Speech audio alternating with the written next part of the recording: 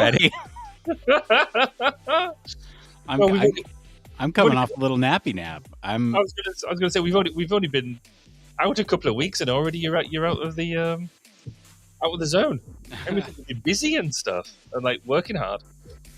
Welcome to well, first of all, I should say we're live, and second, I'm gonna say welcome to 2 hours of watching Nick struggle with back pain and try not to wince and keep the energy up. So we'll see how that goes.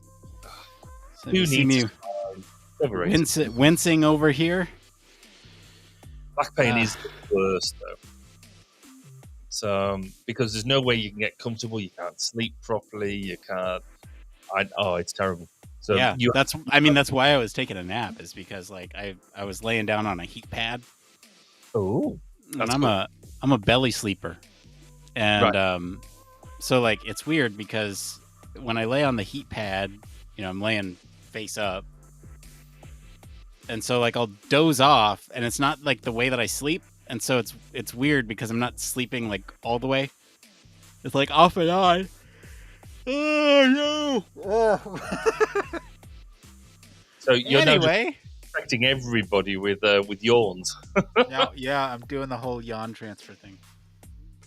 I'm sorry. I'm going to try to keep the energy high because we're back. We're back after being off for a couple weeks. You had stuff. I had stuff. Yep. Yeah. In fact, because what did I have the week before? Because last week I was going away and you were really snowed under. Last week you actually did your homework and you got a sub, and I said no, I can't do it. And the week before, and I really appreciated that. Oh, excuse me. Oh, the week before you had. Let's see here. I need to go back through my messages. So. I'm looking now. What was that? That was I'd been on trials. Yeah. So yeah, no, we Headspace. This was we'd been out in the field for 2 days, doing trials with tanks and stuff. I saw the pictures, which was cool.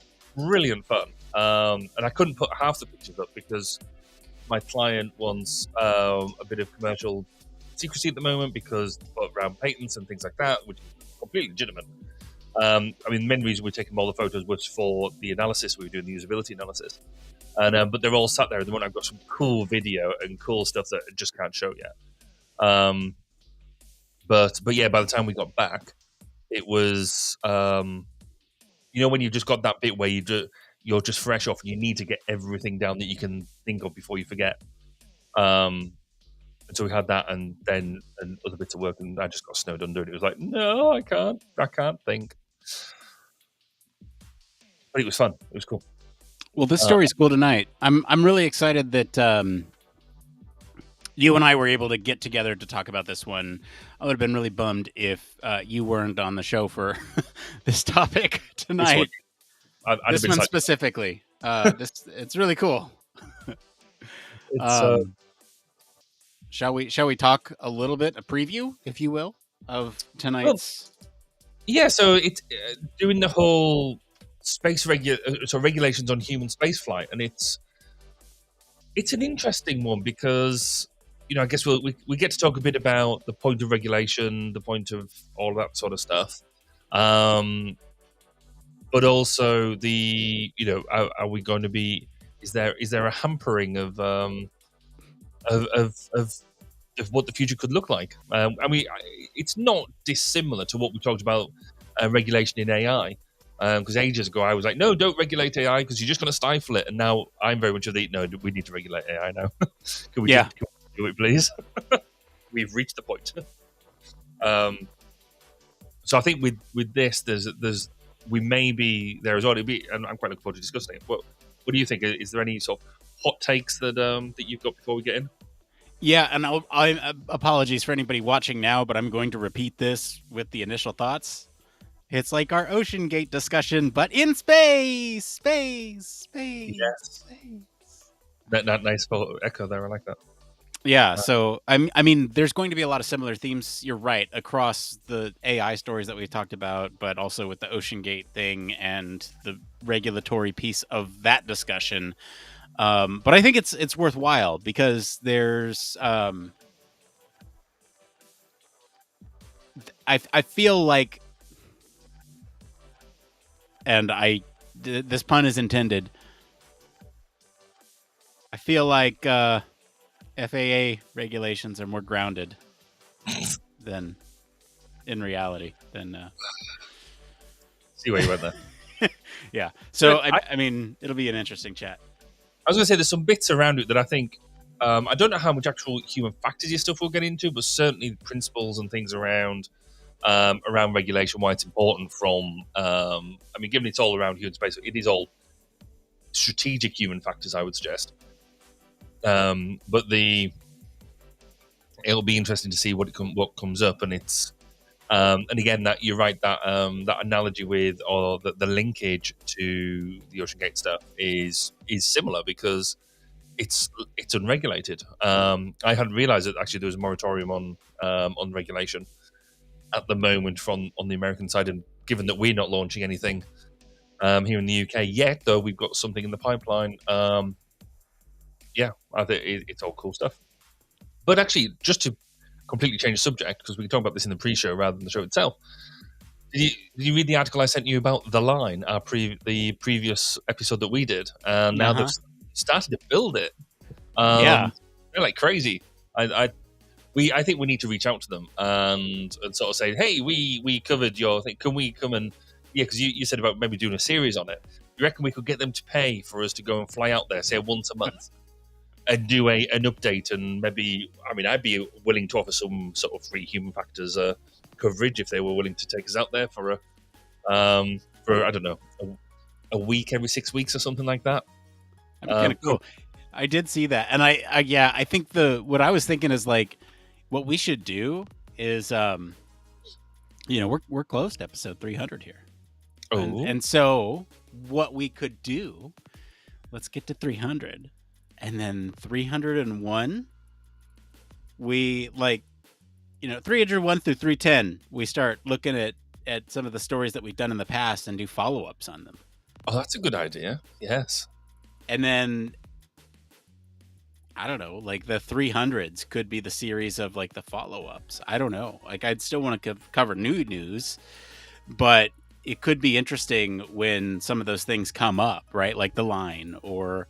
What I thought was... So, an interesting concept I saw the other day. So, a few of the channels I watch on YouTube now, I'm really into sort of car restoration and stuff at the moment. I'm not doing it. I just like watching other people do it. But a lot of them are launching second channels now.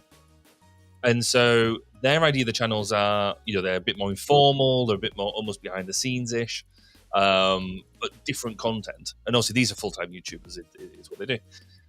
But we could do a second channel of follow-ups. You could almost make that an absolute... So you keep the main channel for primary news, but you could do the follow-up channels. You could. Is a different way of doing it. Having just obviously the conversation we had in the pre-show, yeah, around the amount of work that we've got to do and fitting stuff in.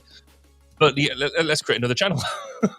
See, that's the thing, Barry. It's like we have so many good ideas, and if this was our full-time job, I'm sure we could make that work. Oh, absolutely. I mean, you watch how... I mean, you have to put some serious dedication into it, and I think you would have to go almost exclusively YouTube to make it work, as in, or go visual, because that's kind of where the real money is. But to be able to go in and like get all the footage and all that sort of stuff, and spend the time editing, cutting, and all that sort of stuff, yeah, you can make it work. But you've also got to... We would also have to broaden our scope as well to become wider reaching. Yeah.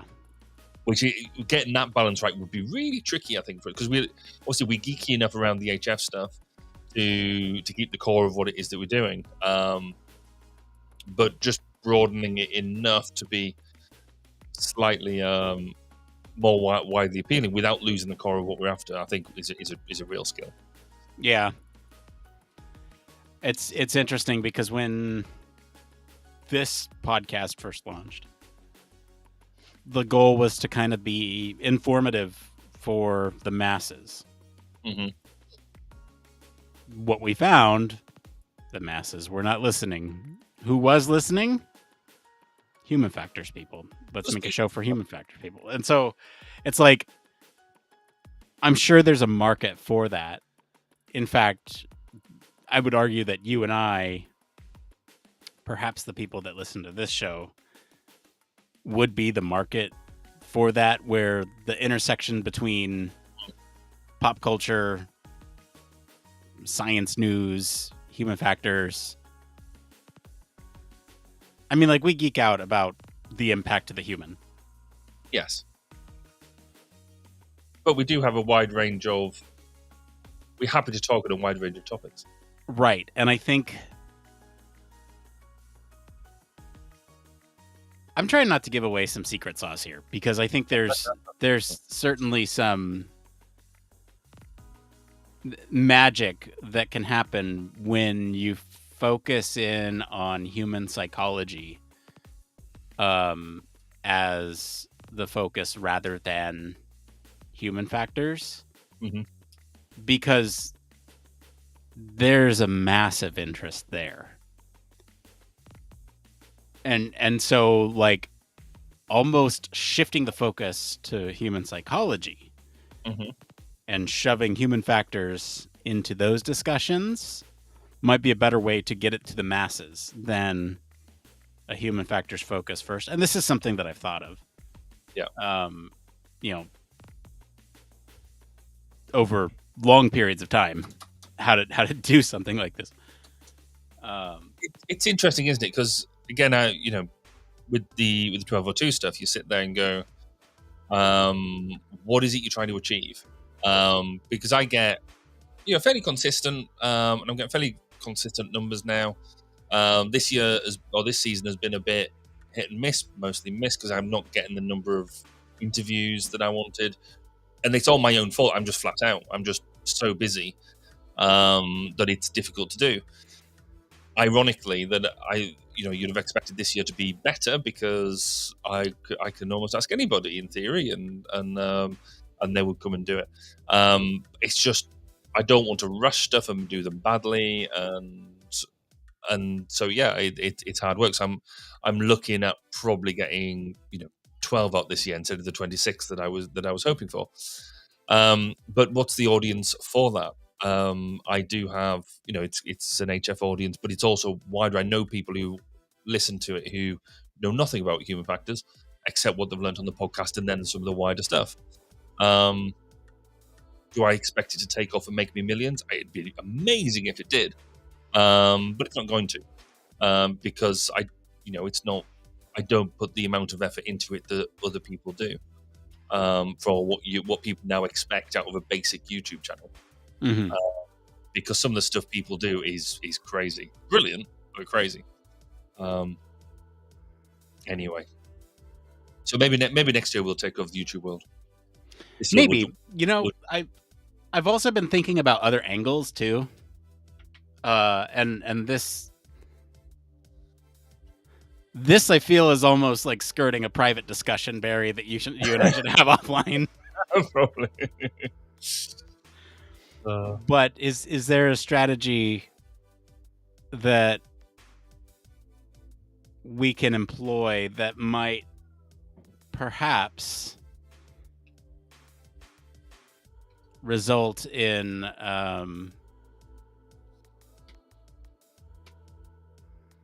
a better way to... We need to have this discussion offline, because I'm struggling here to not give away secret sauce here. I'm going to put it to the private chat for you. Yeah, it's but it is fun watching you trying to say without actually saying what you want to say. What else was I going to say? Oh yes, because the other thing I want to talk about it is one of my one more things, but it's exam day today, so it's exam results, and the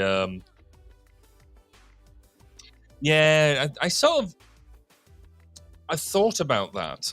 Yeah, I've been Um, thinking about ways to pitch that too. And I think, yeah, I don't think I don't think they're necessarily in the right place to make that happen. These guys are, though. I think. I think I know what you're about to type, but yeah, okay. See, and I'm thinking maybe these guys. Oh, see, I'm falling out with them guys. Oh, are you? Oh, I think they're a complete and utter waste of space. Okay. I'm completely on the warpath for them at the moment, because and talk about everybody who's watching or listening to this now be going. They're now trying to guess. They're trying to guess who we're talking about, and we're And just writing a bunch of acronyms back and forth. this is quite cool. But that one, I think, completely missing the point of why they're there. Oh man! So, and it's actually a conversation I'm going to take to that organization because I can. And there's two others like it. In fact, I've got a meeting in a couple of weeks with this one organization, which you may not have heard of, which is that one. Oh, yeah, I know them.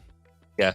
I want to not know them, because I think they've got the same problem as the other one, that they completely miss the point of why they're there, and I think the technical term was waste of space, and waste of money. Amazing. So, but see if they could, do that. Possibly. That's what I'm saying. Yeah.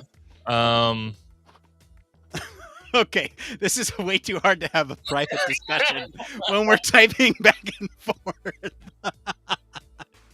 It's kind of funny though, because I'm wondering how much people are picking up about this discussion. That is, I was going to say, if anybody is watching, listening, who has a vague idea about who we might be talking about, just drop it in the chat, and we'll see just how subtle we are being. Yeah, I'd be curious. And then might delete it very quickly. But yeah, so yes, there is some of that. All I'm saying with all this, by the way, is that there are resources that are available that I feel we have the technical, practical experience to turn those resources into something great. Brilliant. Yes. I mean, again, the discussions that we had, or we're starting to have with Sharon at HF ESA around their conference, it's not going to happen in quite the same way. 'Cause I think it's difficult for us to do if we're not there, or at least one of us are not there, to make it happen. But I think there is something in that for us longer term to think about. Right, how do we take this on the road in an effective way that means that we can easily detail? And I think HFES this year or something like that will be a vehicle, because obviously last year we did it worked well, but there was a lot you in particular put a lot of planning and a lot of background into that, and it took up a lot of effort to make it happen. The more you do it, the easier it becomes, and the better we get at it, to the point that if we could turn around and say, right, for I don't know, $1 million, we can go out and do that, cover your conference, and it'll be amazing. We might come down a bit off the $1 million, but I'd be happy to do it for $1 million. $1 million would be a good price point. Yeah, I think it just rolls off the tongue really well. Or $999,999 and 99 cents, just to bring it under that $1 million barrier. Yeah, I mean the psychology involved with bringing it sub 1 million. Yes. Yeah, exactly. Rather than them other really expensive ones. The 99 cents will get you. That'll be. Oh, we can dream. Oh, okay. All right.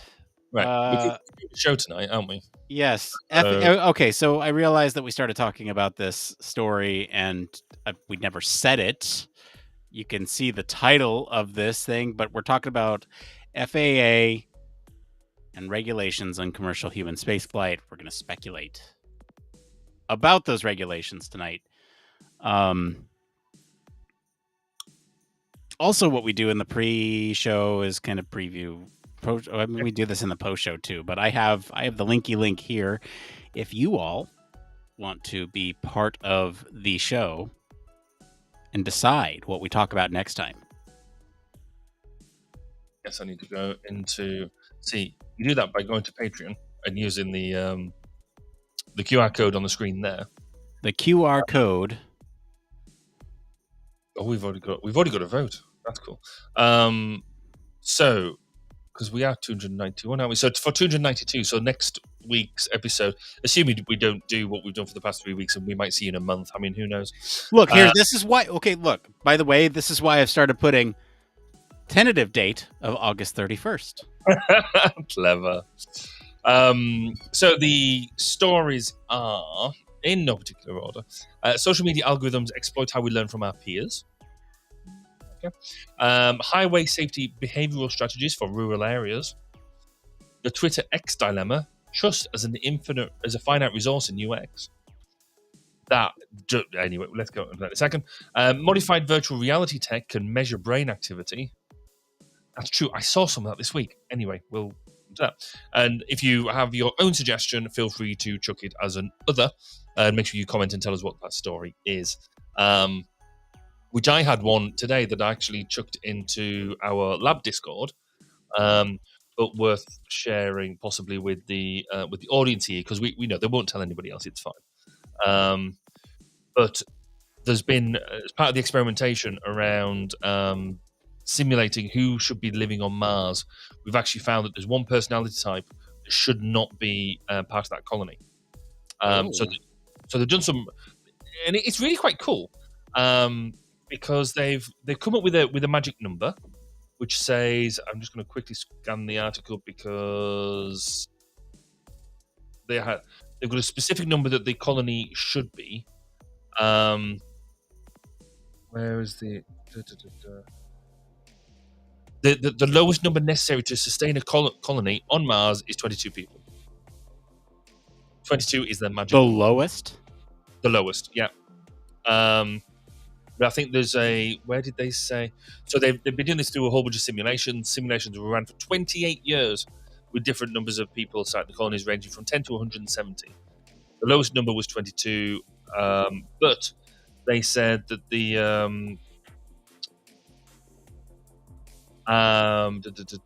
so if you're a neurotic, then you shouldn't be going on this because you'll. Because you're highly competitive and aggressive, and unable to cope with boredom and change the routine, then you're not going to be any good. You're going to get frustrated and potentially, like, I don't know, murder people. I don't know.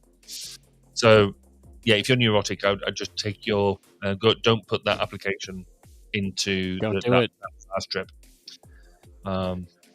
So if you wanted to talk about that story, for example, you could copy and paste that into the comments on Patreon and click other, and it would be good. We'll check in with the votes in a little bit. I just want to let everybody know that I'm going to take away this little scanny doohickey, cool. aka QR code 543. Scan it now if you want it. 2, 1. Okay, it's gone. Have you got a feeling or a guide? Are you asking me to influence our audience? I will do that in the post show. Okay, I'm going to do mine pre-show. Okay. I don't know. With these, I think normally I've definitely got one or two that I don't want to talk about because I'm not interested. And I think people are starting to trust me as well because they're starting to take my advice and steer clear of them. Highway safety for behavioural strategies for rural areas. That doesn't really do much for me. It could be a bit triggering at the moment because of what is going on in our country here and what they're doing with road safety and the way that they're abusing research. But so maybe it's an important discussion. It is, but it's a dull discussion. I had a moment the other night where I was telling my wife, I was like, you know what? Let's just say like this supply chain logistics thing doesn't work out. I'd be okay with going into like highway transportation, road safety. Like I geek out about that stuff. It is weird, isn't it? Because there's actually a bunch of stuff that when it comes to putting in strategy, putting in like rules, regulations, and if I'm in the role, love it. Absolutely love it. I love digging into putting real effect-based stuff in. When you dig into the why you need X, Y, Z in place, I really enjoy doing that sort of stuff. Talking about it and trying to make it a topic. I don't necessarily have them skills. Oh man. So I would perhaps knock that one out. We've been sort of edging around the Twitter X dilemma, or really just what is going on there for a good few weeks now. I think the trust aspect within that specific story is the interesting piece, and would be a really, really interesting thing to attack there, because we've talked a little bit about Twitter as a dumpster fire. And I actually messaged Elon Musk last week as well, in a plea to get him to stop doing it, because for me, Twitter's one of these. It's one of the OGs, isn't it? It's between that and Facebook, they're the two that probably have shaped social development the most, for better and for worse. But other platforms have come and gone. There was platforms before Facebook and Twitter, but they were just not as successful, or not as the longevity wasn't there. And he's just taking this and just I think now it's just going to fail, because he's just dumpster fire. It's just burning. It's horrible. Which is a shame. And now the most recent news about taking blocking away, which we get into, is just sad. But the modified virtual reality tech can measure brain activity. Having not read the story, that'd be quite cool. I was looking at some VR headsets this week with inbuilt EEG and eye tracking and pulse oxygen. It didn't have heart rate in there. That was slightly different, but it had all this integrated into the headset, and I was like, that's really cool, and I want to play. And hopefully, if I get my way, I'm going to play with it fairly soon. Cool. Anyway, we'll check in with that after. Yeah, we'll check in. The current vote totals. I should refresh this page in case other people have voted. It looks like we are steering clear of the highway safety story. Yay. Which is a bummer. But we got 7 votes so far. If you want to vote on that, either scroll back a little bit to get that QR code, or you know what, I'll just put it back up. Here you go. Right, given that we're about to do a show in 2 minutes time, are you happy with your one more thing? Oh no, you put them in there. Oh yeah, I'm happy with that. What I have not done is the answers to the. I'll wing that. That's okay. Yeah, all 3 of them could be. They're definitely there. They could be quite short, and that could be quite insulting if needs. Let's go hard on the insults. Let's go. Let's just make them. We don't want to offend anybody, but if they keep asking the same question all the time, do they not listen to the show and realize that they're asking the same question that we answer probably once every 3 weeks? Anyway, yes, everything else is all good. I guess the only bit I wanted to put into, because you know more about this from the US side, about because you have lots of different regulation that where it comes down. It'd be interesting to understand, if you know, certainly with the transport background, how analogous this committee would be to any others. But apart from that, I think we're all good. The only thing that I am not ready for is the energy. This low back pain is just like zapping me of energy. Like it's insane. It's draining. I'm sitting here going. Well, that was me. What, a few weeks ago when I had the trapped nerve in my spine? Yeah, and I just couldn't do anything. Especially when you're like popping more pills than a Smartie packet. Anyway, it's that time. Popping pills like Smarties. Yeah. All right. Hey, I think I'm glad we said that before we went live, or not live, but before we recorded the episode, because that would have got us banned in several countries. So because we're discussing drug use. Anyway, prescription drug use. All right. Well, we're gonna do a little intro thing. Be back with energy. Whoop, whoop. Focus. We can do this. Then, It's fine. okay. Here's the intro.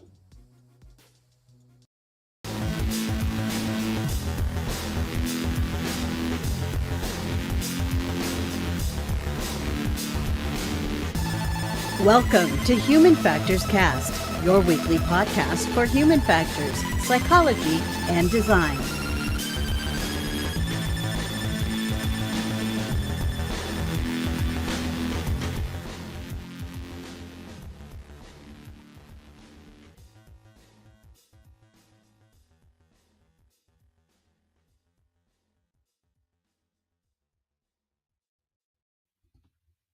Hello, everybody. Welcome back to another episode of Human Factors Cast. This is episode 291. We're recording this episode live on August 24th, 2023. I'm your host, suffering from low back pain, and I'm joined today by Mr. Barry Kirby. Hey, great to see you. It's been such a long time. Hey, it has been such a long time, but I'm glad we're back. We got a great show for you lined up tonight. We're going to be diving into some exciting news about the FAA launching a new committee to explore regulations on commercial human spaceflight. So we'll speculate on that. Later on, we'll be answering some burning questions from our amazing community on struggling to land a job as a human factors engineer, job titles to look out for, and leveling up from mid-level to senior. But first, some programming notes for you all. We would like some reviews. Oh. If you could do that for us, that would be very kind. That takes a little bit of your time, but it's free for you to do. Really helps the show. Tell your friends about us. That also really helps the show. And if you have financial means to do so, supporting us on Patreon is great. Okay, that's my pitch. Barry, what's the latest over at 1202? So at 12:02, I've got a new interview with Dr. Mark Young. He is the current president-elect of the CIHF and will be taking over from me in April. But he's just gone from industry to back into academia, and we talk about the future of HF and the way HF reviews itself from an academic perspective and from an industry perspective, and what we can learn from each other. So again, one of these, as always, amazing interview, really good guest, and well worth a listen.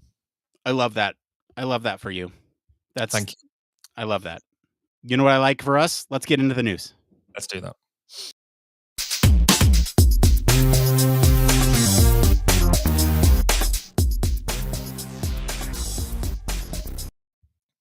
That's right. This is the part of the show all about human factors news. Barry, what is our story this week? So this week, we talked about the FAA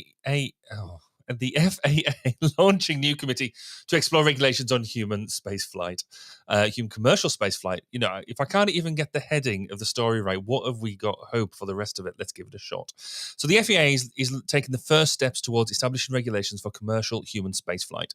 This is a significant development in an industry that is rapidly growing and seen an increase in the number of people traveling to space. The FAA has formed a rulemaking committee that will gather recommendations from major stakeholders such as Blue Origin, Virgin Galactic, and SpaceX, and submit them next summer. However, it's important to note that the FAA does not have any rulemaking authority of occupant safety on board vehicle launches. On board launch vehicles. They can only regulate the safety of people on the ground during the launch. To change this, Congress would need to act, and there's a possibility they will do so soon. Currently, there is a moratorium of commercial human spaceflight regulations, but is set to expire this October unless extended. Advocates for extending the moratorium argue that the FAA does not yet have the expertise or resources to implement new safety regulations. On the other hand, RAND Corporation suggests the moratorium should expire, as there is a lack of transparency and data sharing going on amongst commercial spaceflight companies. This lack of transparency poses a risk for safety and prevents companies from learning from each other's experiences. The debate over establishing regulations for commercial human spaceflight centers around finding the balance between ensuring safety and allowing the industry to grow and innovate. So, Nick, what are your thoughts on bringing a regulatory committee into the great journey that humankind can hope to make? You all right over there? You good with the? I'm done now. I'm over. I'm over it. Okay, it's gonna be a show, folks. Like I'm over here struggling with my back. Barry's over there struggling with words. It's which is not a problem, except for the fact a podcast that people are listening to, and the only thing that they're hearing is words, and perhaps it's just Look, I'll promise to mute when I like wince in pain if you promise to try to read the words right. See, I no promises. Okay. Buckle up, it's going to be a wild ride. Yikes. All right. So, okay, here's my thoughts. I think this story is interesting from the perspective of there's going to be a lot of crossover with our Ocean Gate episode, but in space. I think this is really cool because there's the similar talks that we were having about why you might want to regulate commercial human travel in particularly dangerous terrain.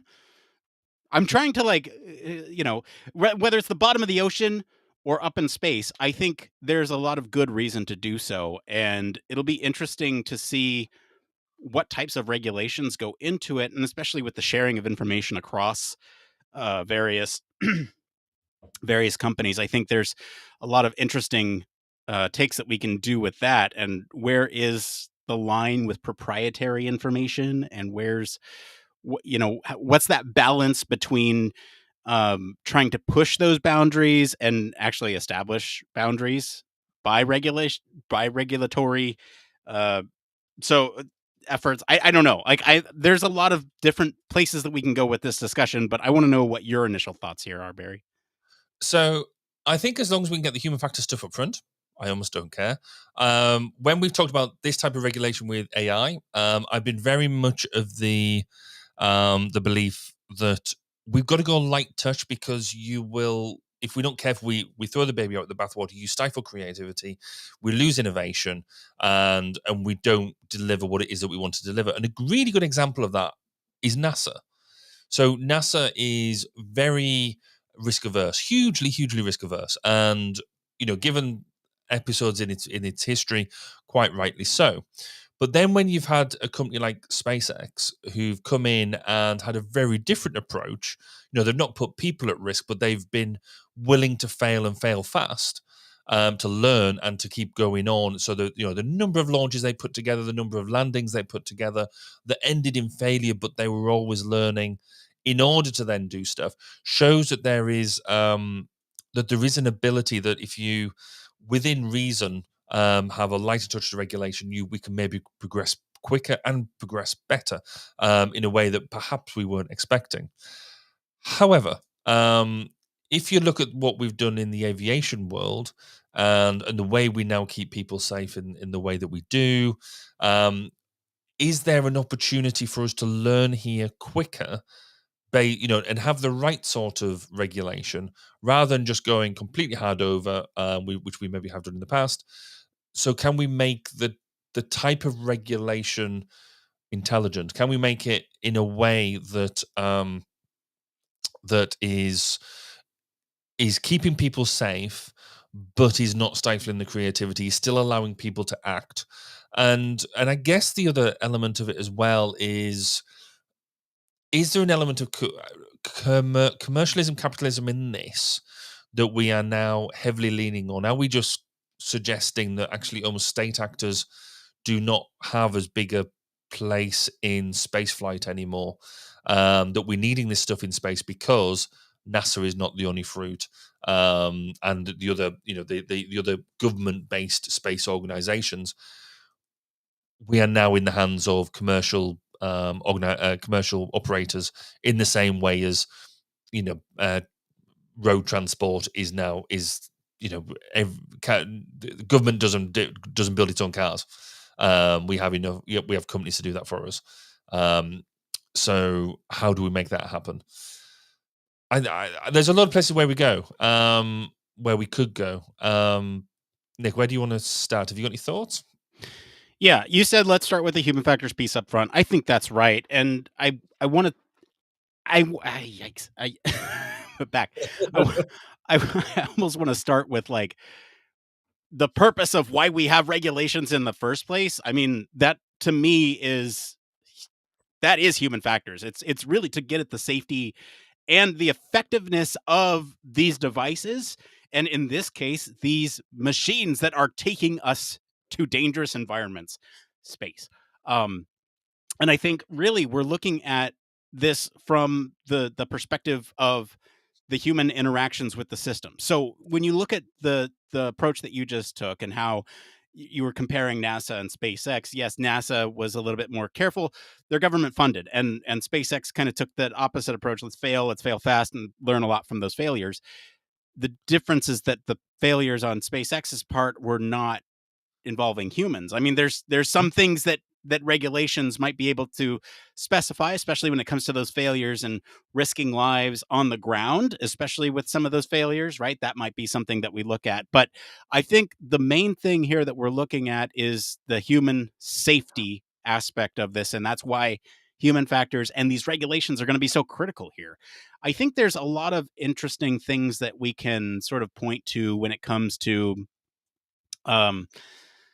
specifically the regulation side of things, and I'm thinking about this from a couple different approaches, right? You can kind of compare things with like the FAA standards for design, construction, maintenance of like aircraft, right? So I think there's standards out there for vehicle safety standards, and I think you could apply a lot of those same standards to spacecraft to make sure that a lot of the same inspections, modifications, all those things that undergo that regulation, that certification from the FAA perspective could still be applied to like spacecraft. I think there's other approaches that we could take. We could look at like crew training and requirements. We could look at the safety training protocols.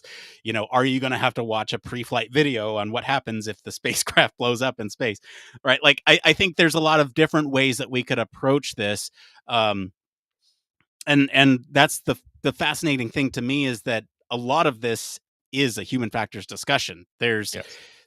We mentioned briefly the data sharing transparency piece. I think that's less interesting than some of the other things about like the operational procedures that people might have to take to get onto to plan out these flights, or the submitting things to air traffic control, ensuring the safe routes, all this stuff when it comes to space travel, because you have like a million different things happening with that environment, and then environmental considerations too. Like I'm just my head is exploding with a bunch of different ideas. I guess those are the things that I'm trying to think about, like, and then all the way through to like the informed consent and the post-flight stuff. All that is interesting to me. So we could dig into any of that, Barry. What do you think? So I think for me, the place that I find truly interesting is being able to identify what do we learn, and what can we. So for me, the art of innovation is transferring from one domain to another.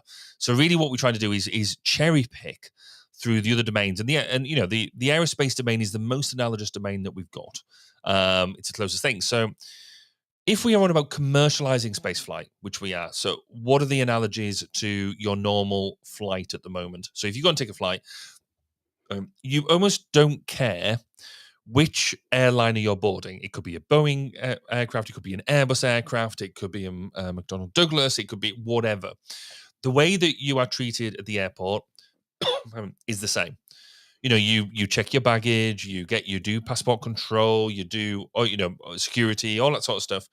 That is independent of the way you do it. And I would assume that this is the way that the spaceflight will also hook up. You are going to have spaceports. We have a couple of spaceports here in the UK already.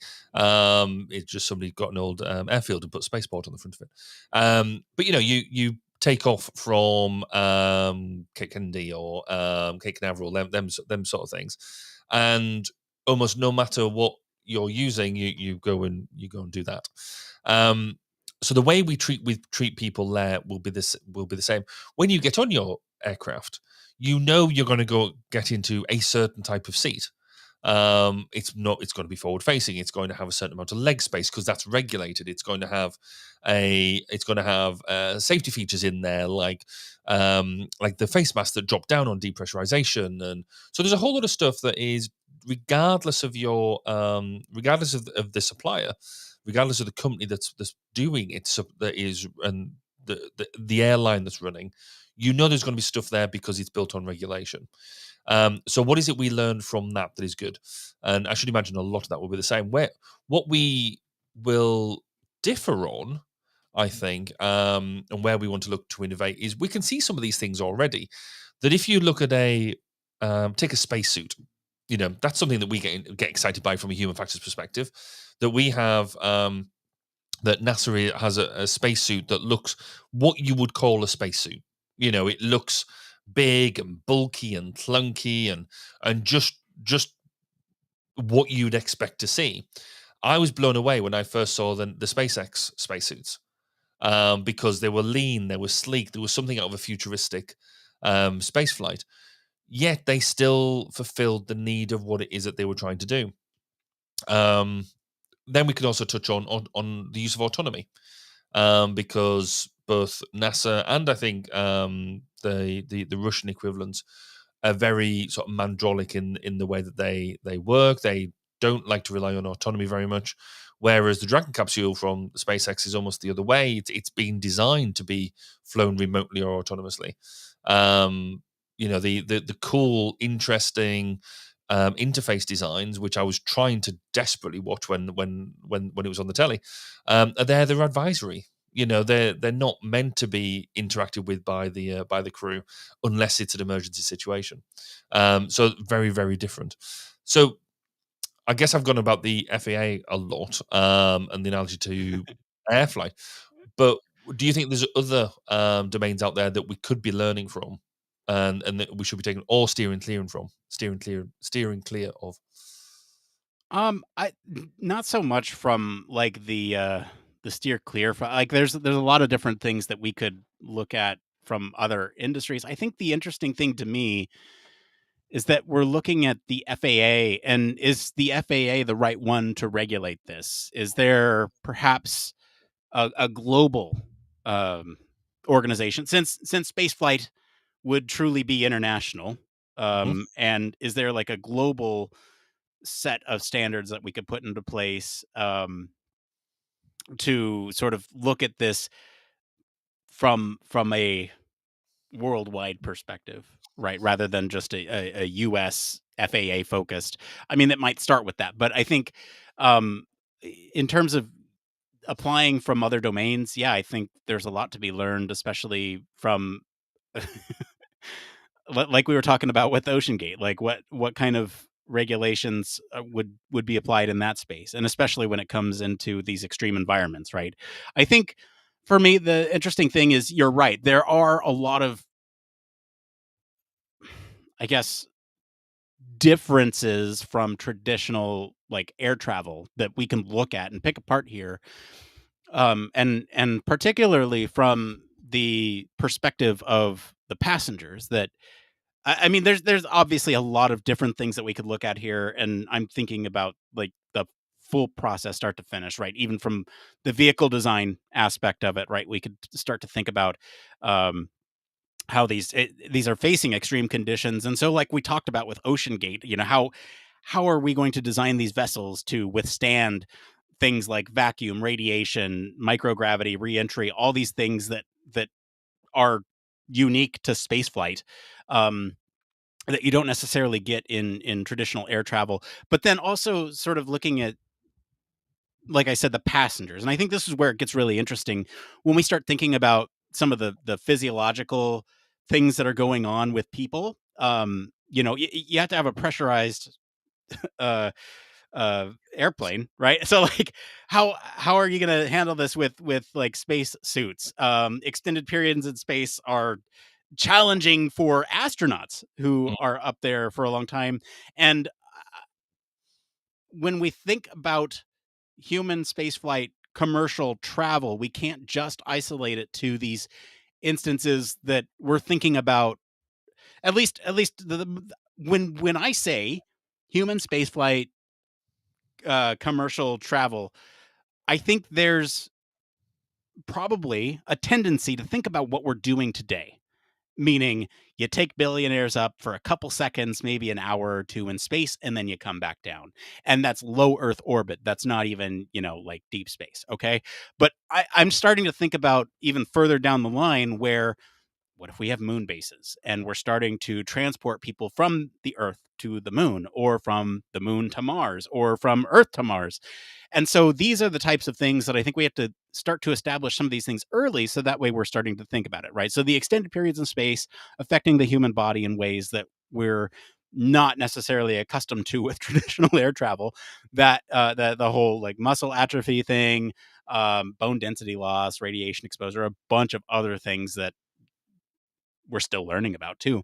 Mm. Um, so setting guidelines on sort of maximum duration of space flights, I think something like that might actually come into play here. Mandatory health checks before and after, all these onboarding procedures to make sure that the passengers are safe. I think that's just one thing to look at. We could even look at like in-flight emergencies. You brought it up, like what happens when depressurization happens. Like, the emergencies in space are significantly more complex than anything that you would experience in like traditional air travel. I think there's no option to land immediately. There's no, you can't divert your flight. I mean, you could, but I think you need to regulate some specific emergency response equipment, training, backup systems for these types of emergencies that could happen. And the training aspect for what happens in those emergencies is going to be drastically different from watching, put it over your face first and then put it over your child's face. Like, it's not going to be like that. You're going to be like, it's going to be completely different in space. I don't know where, like, I could go on. I have a whole list of things that I've like prepared for this. There are so many different, what counts as space. So Trevor Dobbins has commented on LinkedIn, asking, are we talking about long space, or are we talking about like sort of balloons in sort of low Earth orbit and things like that as well? What counts as that? The thing that I want to chip into something that you mentioned earlier on around, yes, is the FAA the right organization to do this, or should we have a global organization? I mean, if one thing that could unite us as a global entity, it should be this, because actually it has done in the past, where we have Americans, Russians, Japanese, lots of different Chinese, lots of different countries coming together to work on the ISS, to work on these type of things. It's worth highlighting that India has had a successful landing this week. They've landed their Explorer on the south pole of the moon, and the first country to do so, which is amazing and brilliant, and congratulations to them for doing so. But when we talk about internationalism, pardon me, again, this is where we could learn from aviation to a certain extent about even just the basics of communication. So we talk around air traffic control. The language of air traffic control, the international language is English, and any pilot who flies has to be able to communicate in English on air traffic control. That's not just because of English arrogance, though that probably pays a little bit into it, but it's just saying that we have to have a common language. when Tim Peake, the UK astronaut, went and was on the ISS, he was saying that he had to go because he went and went on a Russian space mission and was in the Soyuz spacecraft. He had to learn Russian in order to interact with the capsule, with the controls, etc., and the crews and the training team. So we would need to pick a language and run with it in order to have a common understanding. Because you're right, if we end up having coming back to Earth, where do you land, all that sort of stuff. If we haven't, if we're still landing in the oceans at this point, or we might be landing elsewhere, we don't want to be spending time having to translate and all that sort of stuff. We need to pick a language and run with it, whichever one that is. So there are a lot of these international institutions that we're gonna have to get together and agree international regulation. Like I said, not just specific country regulation. Yeah. Yes. You bring up a great point about the complexity with language as well, and I think that kind of goes along with, I don't know exactly what you said, but it sparked my mind to go, oh wait, we're gonna need ATC, but in space, air traffic control, but in space. We're gonna need like all the space traffic management to think about all the space debris that's up there too, like the debris with everything going on up there, all the satellites and space junk, and trying to navigate through that. It's already complex with the amount of satellites that we have up there, but thinking about in the future when perhaps every airport is a spaceport and we're transporting people to and from space, like it's going to be incredibly more complex when you start thinking about that. But yeah, you're right. There's even beyond the sort of practical everyday things, I think there's like astronauts go through this amazing psychological exam before they even go into space to make sure that they're all right. And like space can be incredibly isolating. if it's commonplace in the future, then maybe less so. But I think mental health is going to be a huge aspect of this as well. So starting to think about psychological assessments before flights. I think, like a TSA pre-check type thing where you have like a psych exam every couple years that says you're good to go for space flight. Like if you get isolated in space, you're gonna be all right while someone comes and rescues you. You're not gonna go crazy on board and like mutiny. I don't know. Like there's things to think about from that psychological well-being perspective too. I think I mean, there's just to continue with that thought a second. Yeah. We've also got to think about the difference between passengers and crew. So if you're a passenger, yes, you're going on a one flight and every so often, fine, that's cool. But if you're crew and, like an airline, you're doing 2, 3, 4 flights a day, maybe, or whatever, whatever that looks like, that then gets us into the long-term, the long-term health of staff. Because if you're basically the pilot and you're the equivalent of an air steward, and doing them sort of jobs which require you to be there a long time, do you get to a point where actually you can't return to Earth because of the nature of the nature that gravity has upon your body, that actually you either have a limited number of flights that you can do within your lifetime, or within a period maybe you can only do one a month or something like that, or you basically realize that at some point your role is going to be to do this, and you have to live off the moon for the foreseeable, because you're spending so much time doing this type of work that actually it's life changing.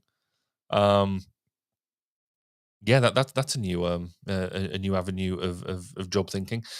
If once you've agreed to do that job, that there's no return, that's going to be weird.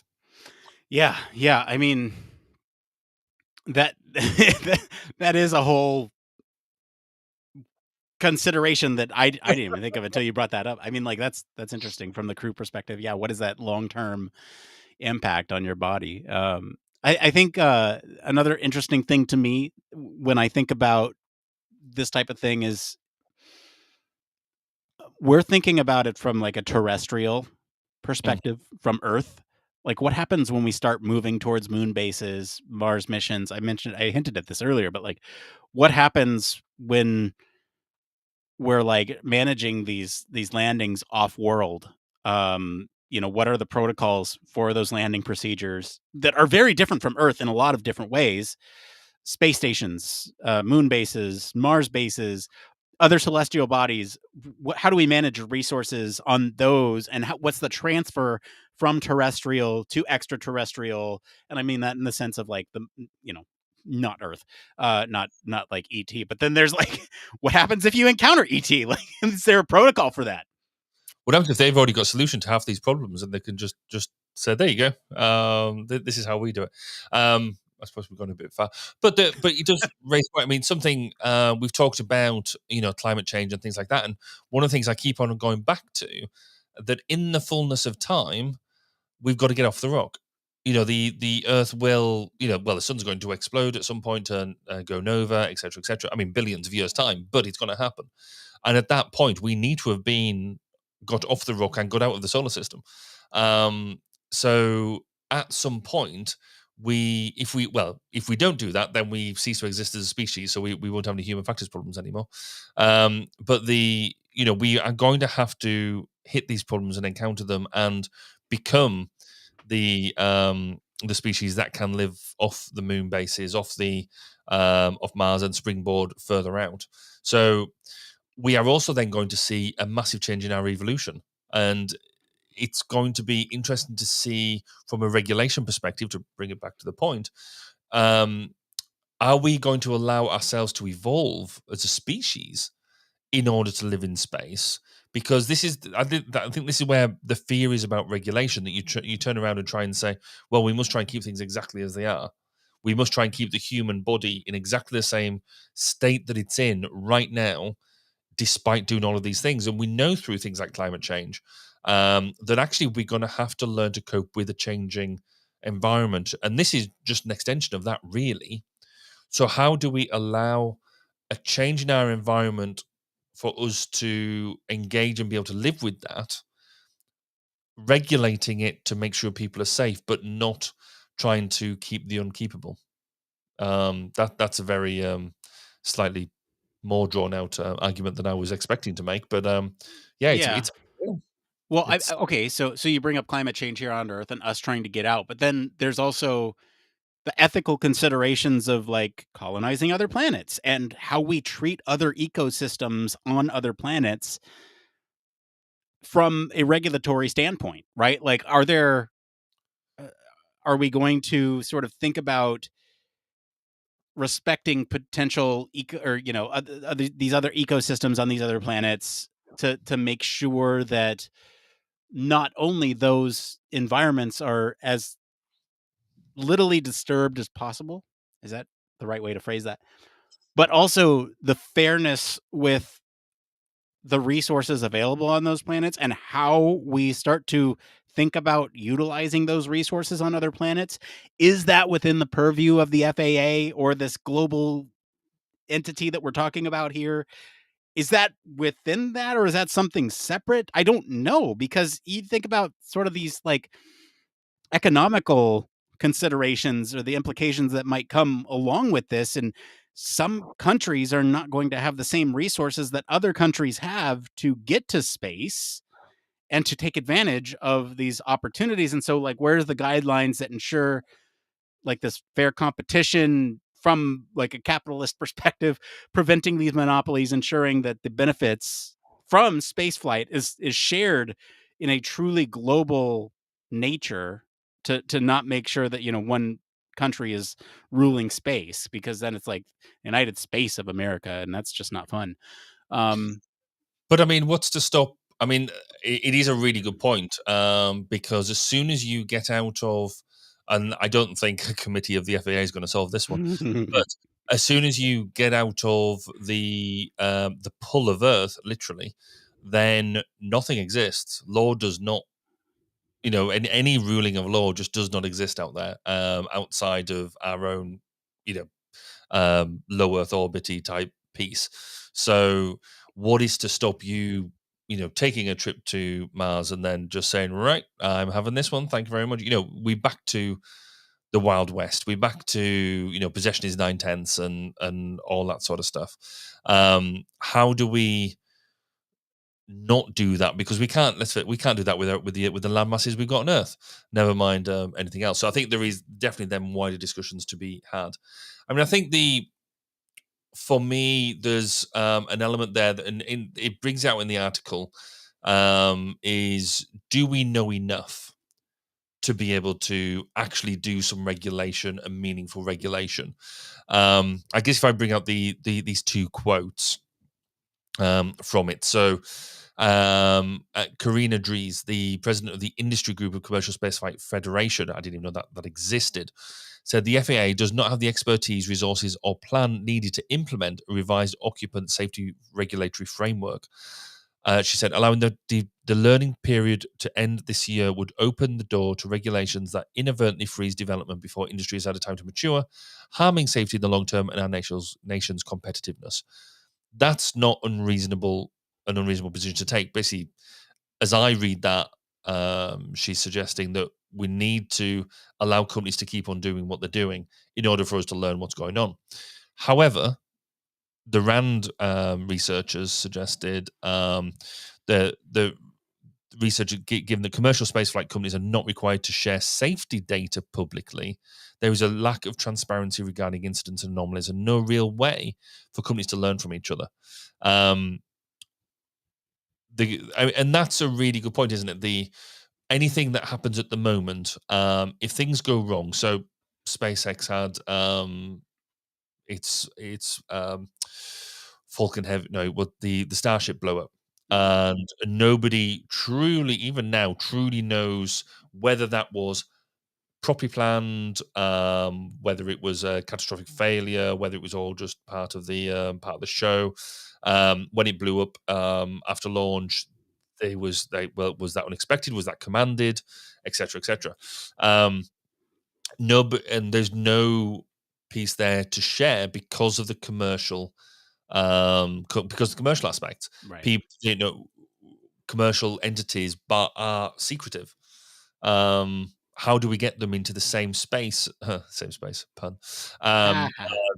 As airlines, where there are certain elements that they do have to share, and there is things that they do need to declare, and they recognize the need to do so because it benefits everybody. Yes, there's still some commercial stuff that they keep to themselves, fuel optimization, all that sort of stuff. Fine, that's down on you, but there are certain elements that need to share. And how do we make sure that happens without falling into the trap of what the industry group suggest, where you're stifling creativity?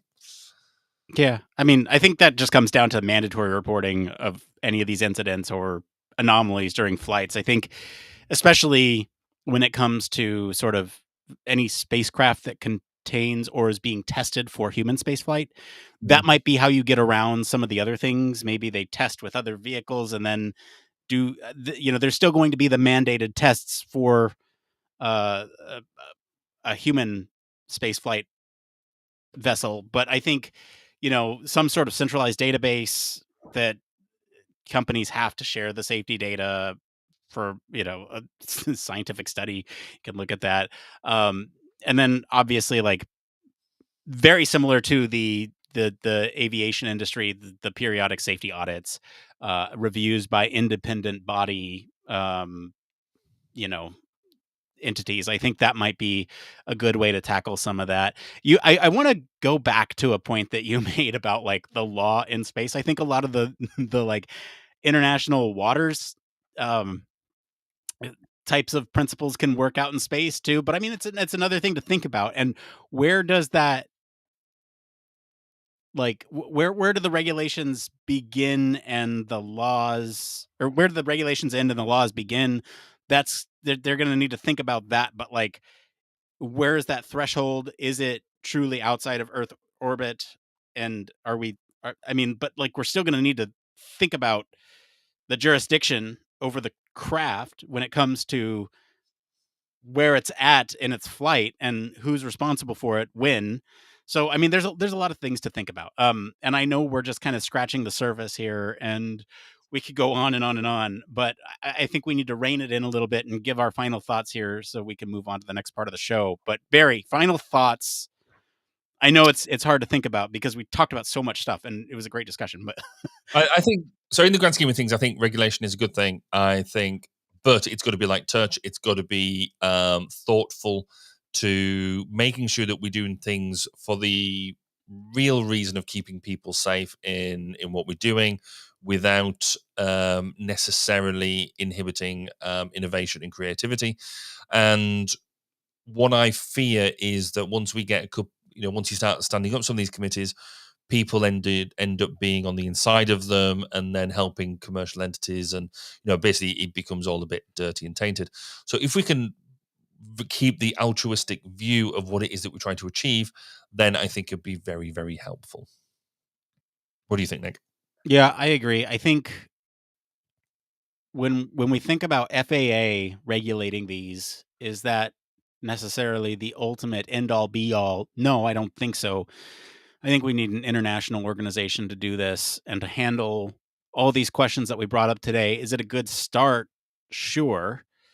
And we can get a lot of these like framework things in place. But yeah, are they genuinely the best entity to oversee spaceflight safety? Or should we form a new international organization to do so?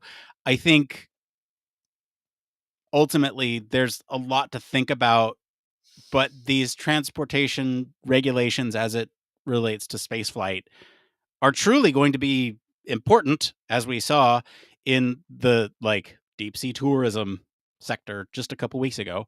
That these types of regulations need to exist for safety reasons, but where is that balance? And human factors should be included at the start, and it should be around the safety of humans in spaceflight. And I think that ultimately needs to be carried through with regulations, and that's why we do them. That's why regulations exist, is for safety reasons. So let's make sure that it's truly about safety and not about a company being unable to innovate. And by the way, just one more point on innovation.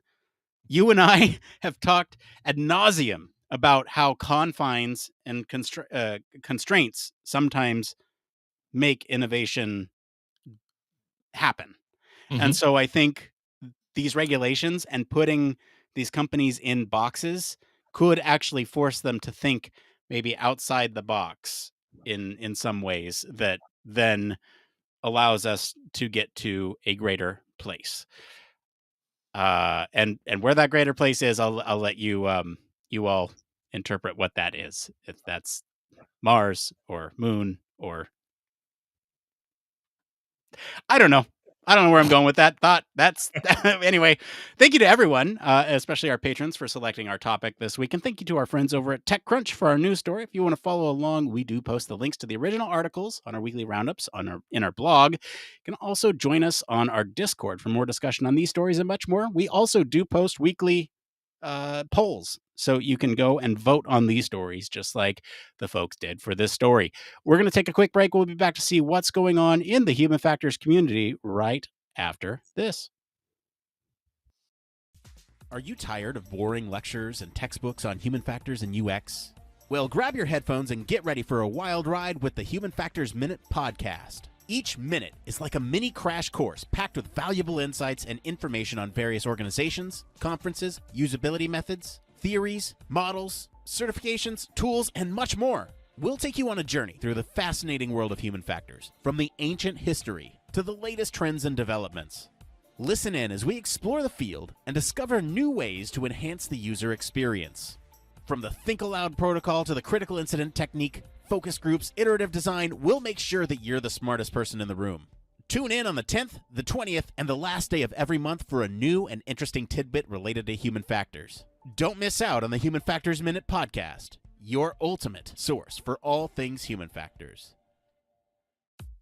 Human Factors Cast brings you the best in human factors news, interviews, conference coverage, and overall fun conversations into each and every episode we produce. But we can't do it without you. The Human Factors Cast network is 100% listener supported. All the funds that go into running the show come from our listeners. Our patrons are our priority, and we want to ensure we're giving back to you for supporting us. Pledges start at just $1 per month and include rewards like access to our monthly Q&As with the hosts, personalized professional reviews, and access to the full library of Human Factors Minute, a weekly podcast where the hosts break down unique, obscure, and interesting human factors topics in just 1 minute. Patreon rewards are always evolving, so stop by patreon.com/humanfactorscast to see what support level may be right for you. Thank you, and remember, it depends.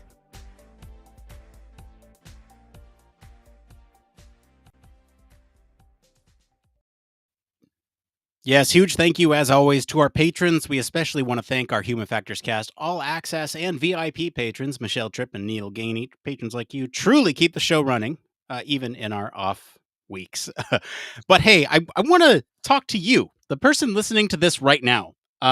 Did you know if you want to have your own discussion with Barry and myself about any topic that you want, there's a Patreon tier for you.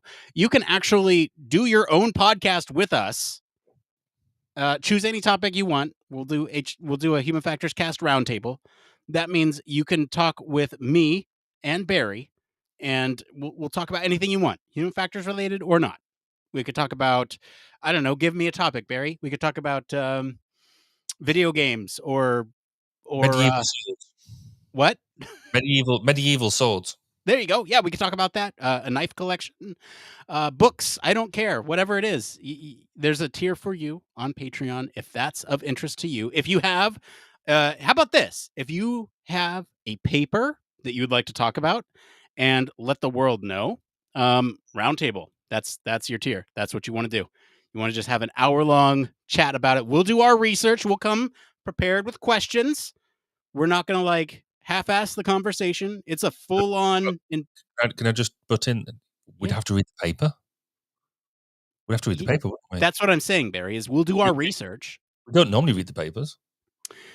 We'll read the paper for this. We have to be prepared. See, here's the thing: is that with this, that's cool. Yeah, it's very cool. It's a very cool opportunity. If you're interested, there's a tier for you, and you can do that once a month with us. If you have several papers you want to discuss. At this tier, you get one podcast a month with us. We'll sit down. We'll do the whole thing with you. So anyway, that exists. I just wanted to tell you about it because it's cool. Anyway, I think we get into this next part of the show we like to call. It came from.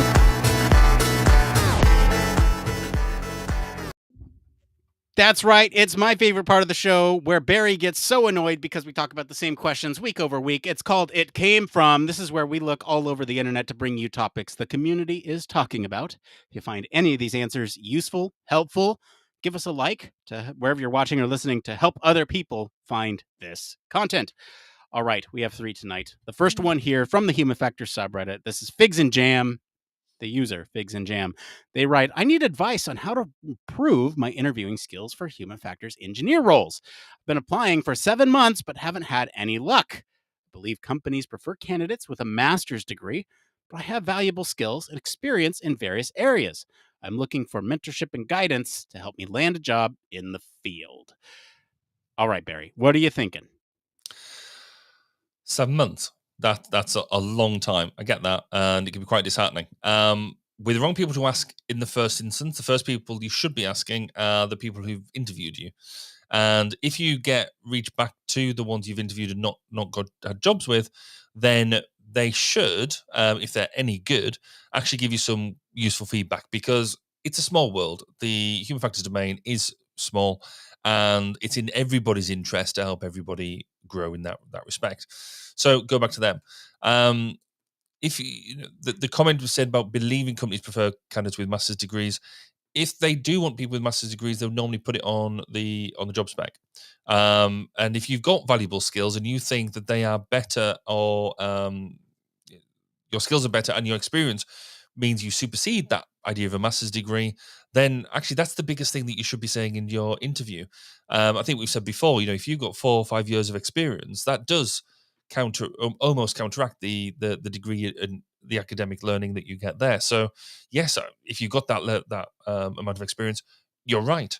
Getting a mentor, great idea, because they can help you. But fundamentally, if you're pitching the same thing every time and not having any success, then there is a level of self-review you've got to do in terms of around saying, why is the pitch I'm giving not landing? And you've got to put some effort into reaching out to the people who've turned you down, but also being honestly reflective. Are you actually giving what the company wants and what you want to give, or are you giving a self-idealized view of what you should be giving? So be honest with yourself. I don't know, Nick, am I being a bit harsh here? Have you got any other thoughts? No, I don't think you're being harsh. I do have thoughts. So some additional pieces of information that I kind of left out in the. This is a long post, right? And so we edit these for brevity, but I think there's important details here. So bachelor's in biomedical engineering, and they work currently as a hardware engineer. They're applying for positions in biotech and pharma, and I know these positions are very competitive. And so unless there's I think I agree with a lot of the points that you took here, Barry, is that there might be something else that is sort of a consideration. The people that you should be asking for feedback are the people that are giving you the no's. And what is the delta between you and the person that they ultimately ended up hiring? I think if you can get some solid answers around that and just be clear and I want you to be honest with me. I think people are more than happy to give that feedback about maybe what made the other candidates stronger than you in your case. Like I said, I think these are competitive fields. 7 months, though, that's a long time to look for a position. I don't know what's going on there. I truly don't, but I wish you all the best. All right, let's get into this next one here. This one's also on the Human Factors subreddit. This is by Silver Librarian 7190. This is Human Factors jobs with a master's. What are the job prospects for someone with a master's in Human Factors, and what job titles should I be looking for? I think that's the gist of it. Barry, what are you thinking? The statistics are in your favor. There are way more jobs than people in human factors at the moment. In the UK, when I recently did a keynote or an introduction to a conference, highlighted the fact that there was over 600 vacancies in the UK alone. There's growing human factors requirements around the world, and the actual numbers of available practitioners is decreasing. So if you've got a master's in human factors, absolutely you should be able to nail a job. The sort of, I guess the title you should be looking for is something with human factors in it. So human factors engineer, human factors integration, I guess also branching out into the UX, UI elements of that. But yeah, anything around them sort of things should get you something. I think it's a good time to be in the qualified in the human factors field. There's lots of opportunity.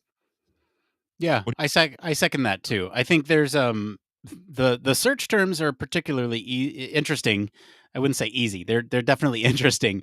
And I actually want to bring I brought this up for a very specific reason, because Carp CM in our Discord also writes what keywords do you usually search besides human factors? And so I think this is a good time to bring up this discussion that happened in our Discord. So users or user is a good term to use, like user researcher. Ergonomics is another good one to throw in there. I think engineering is a good catch all. I think there are different roles that you might be able to fulfill. Human factors, obviously, is a term that you want to use. Integration, UX, user experience. Yeah.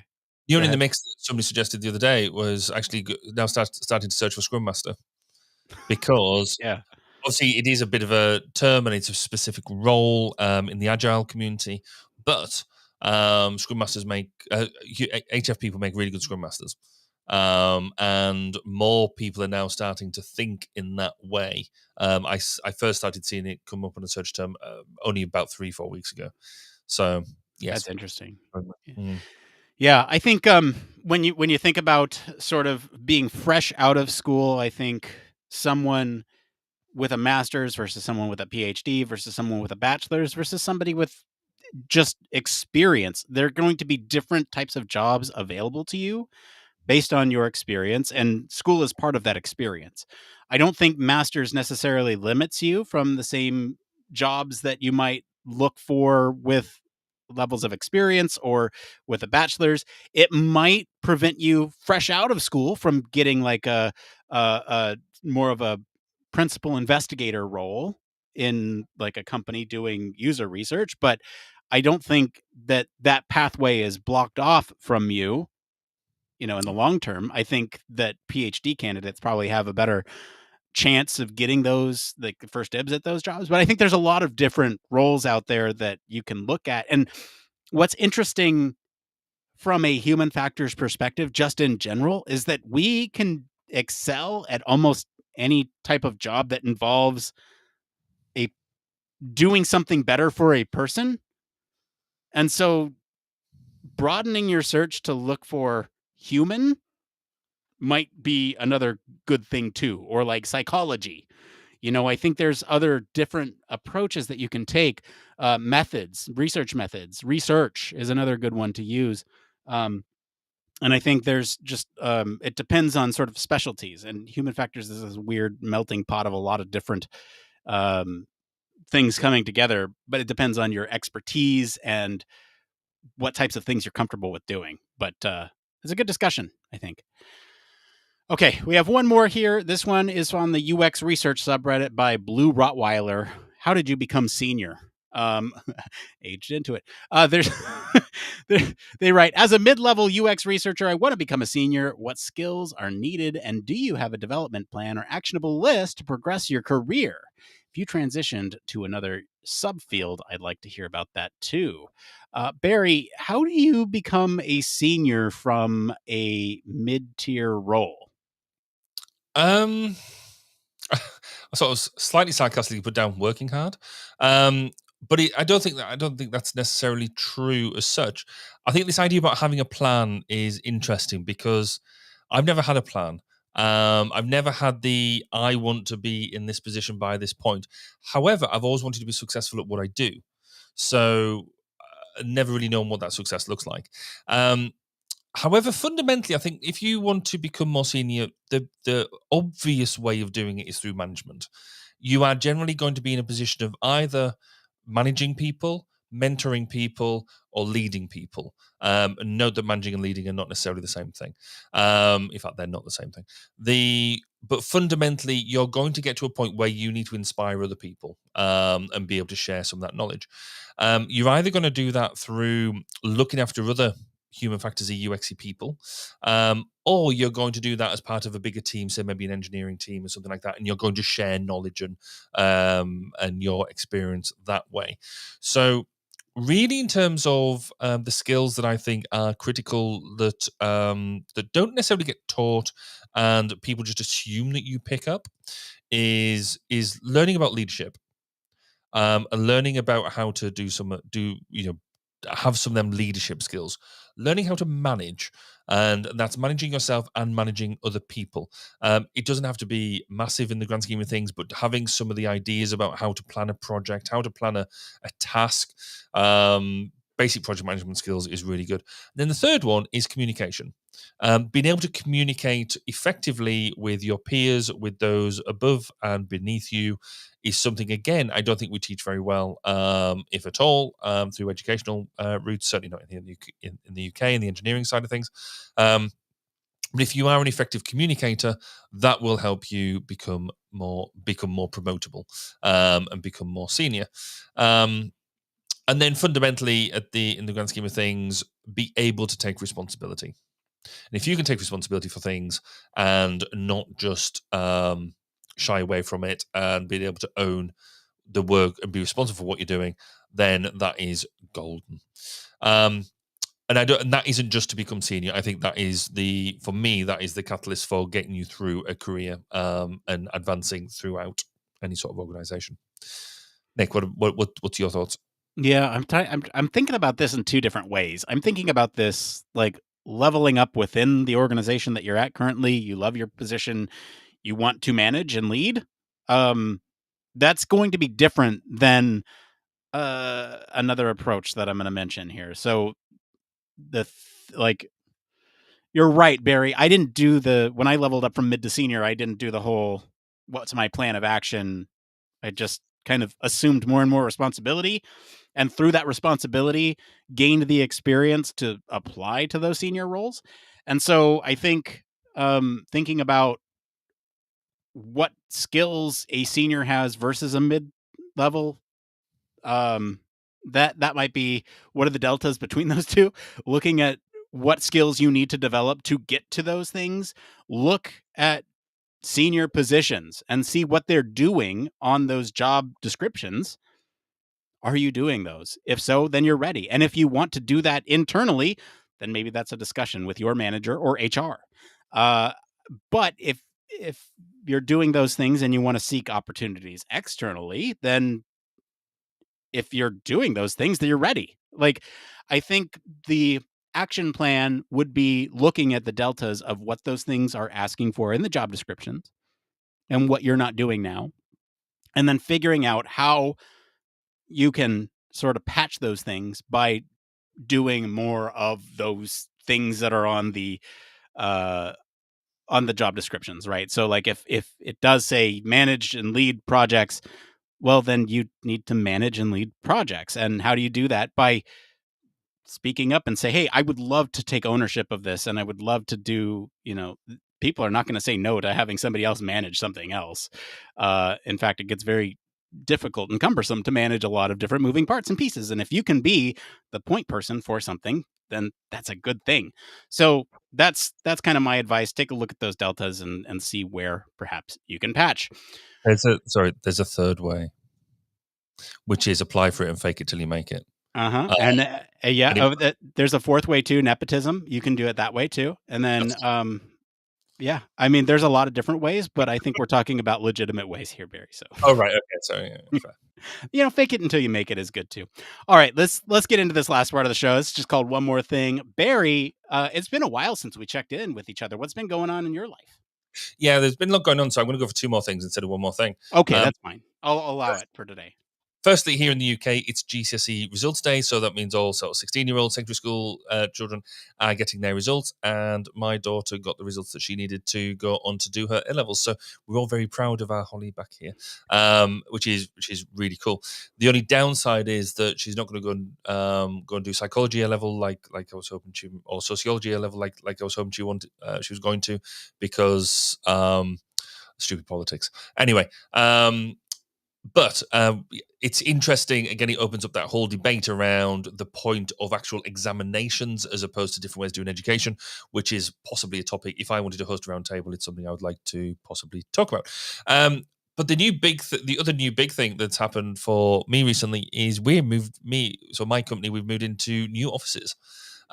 Which is fantastic. We've lived for the past 3 years in a rugby stadium, in a sports stadium, and had a room there. And that's been a really different type of environment for what we've done.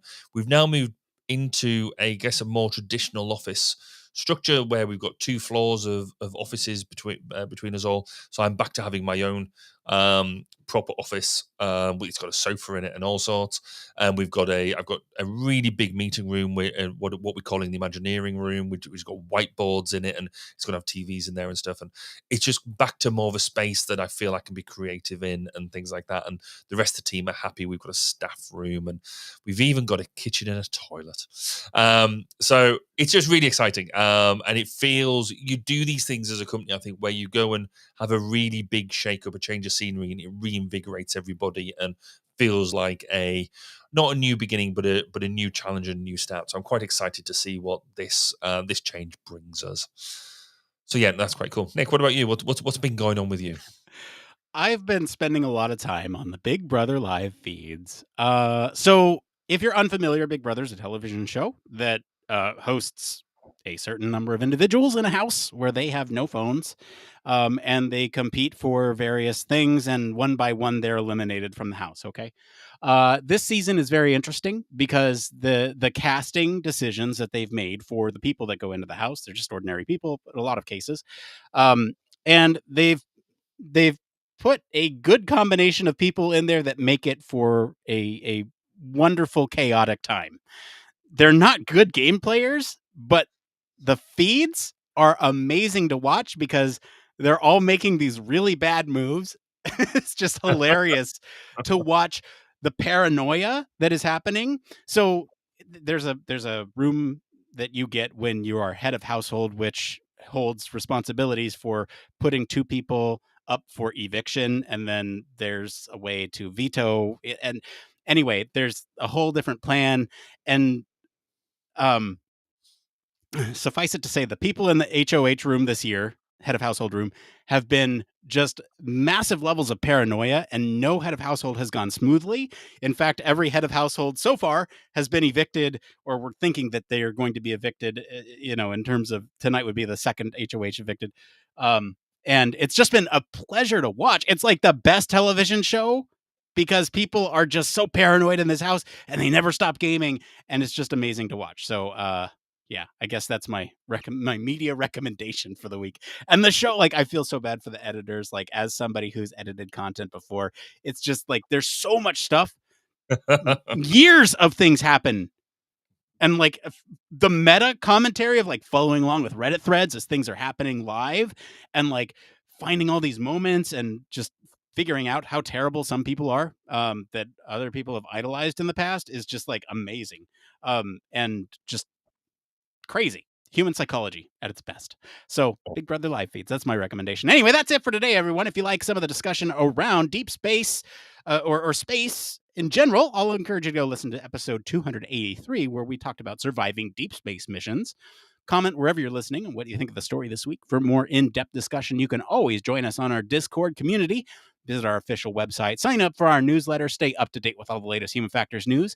If you like what you hear, you want to support the show, there's a couple things you can do. One, you can leave us a 5-star review wherever you're watching or listening right now. It's free for you to do. 2, you can tell your friends about us. That really helps the show grow. And 3, if you have the financial means to and or want to have your own podcast, why don't you head on over to Patreon and help support the show that way? As always, links to all of our socials and our website are in the description of this episode.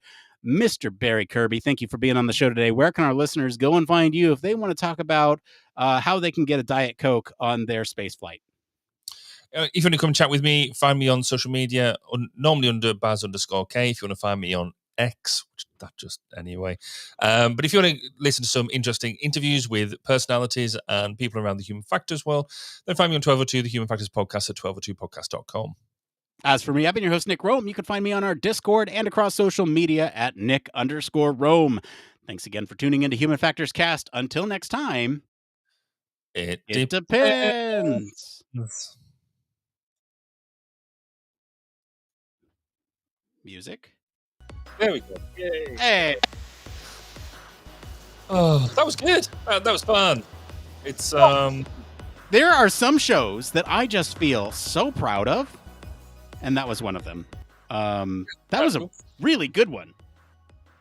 It's always, you can always tell when it's good, and actually, I always think it's I think we said this before. It's the stories that you don't necessarily think are going to be sparking that much conversation that you suddenly look down and you realize, oh, it's nearly 10 past the hour. We need to wrap this up. Mm-hmm. Which is good. Your Big Brother conversation, I think, was really interesting because that must mean that we must be due a new series out soon, which is good. I was such a fan of Big Brother when it first came out, and then it kind of went off the boil because it got too contrived. But have you seen Traitors? the traitors. No. So new program that's come out. So you do have an episode out you do have a series out in the States because we watched it. But it's really well worth watching. It's basically you put 22 people inside, in this case in a Scottish castle, and they all meet together, and then on the first, so then they get together on the first night and in this big round table, and 3 of them get told without anybody else knowing they're traitors. And the idea is that they're going to murder somebody every night. It's werewolf. Somebody else said that. I haven't seen werewolves, so I don't know that. But It's a basically, game or mafia. It's the same thing. It's right. So they get to the end of it, and if there's any traitors left in the circle when they dole out the money, then the good people lose and the traitors take everything. And so they did an English version of this. And then they did an American version pretty much straight after in the same location with a different host. But in the English version, they used complete civilians. Then in the American version, they used a half normal people, half celebrities. And then we've recently watched the Australian version. And the Australian version is completely brilliant. That they do it slightly differently again. So as this format is emerging, it's really, really, really well worth watching. And I would watch all 3 of them, from the different countries, to see. You get the different psychological makeup, you get the different cultural, behavioral things, and you can see that what the producers are doing to tweak how they've progressed and tweaked things slightly as the format's evolved, even just over these 3 episodes, 3 different series from 3 different countries. It's brilliant. amazing. It sort of takes the Big Brother thing, and just takes it that. It just points it in a slightly different direction. Really good. Amazing. Yeah. I love the, like, I don't know. I feel like human factors or psychology people could be really good at designing some of these reality TV shows. But they're also really rubbish as contestants.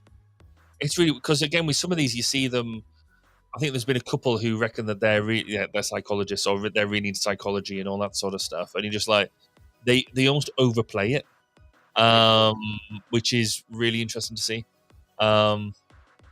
Yeah, I'd love to participate, but I also know I'd be really crap, really rubbish. So yeah, I don't think I don't know. I tend to think that I'd be okay. I tend to think I'd be like an okay participant on one of these.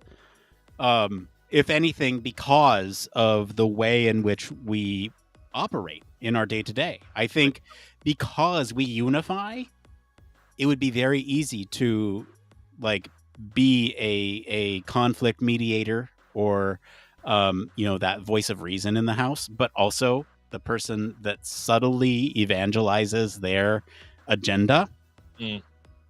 Oh man, it could be really good. Yeah, I think it's sort of, for me, it kind of flips both ways. I think what's been really interesting to watch is some people who played the game really, really well, then almost just 1 week, one conversation has just spoiled it all for them, and it's been brilliant. So yeah, that's thoroughly recommended. Really cool. The amazing thing about this season of Big Brother is that they're just like, nobody's a good player. Even so, they have a veteran like Survivor alum in there that's been on Survivor 4 times, widely regarded as one of the best players of Survivor that has never won.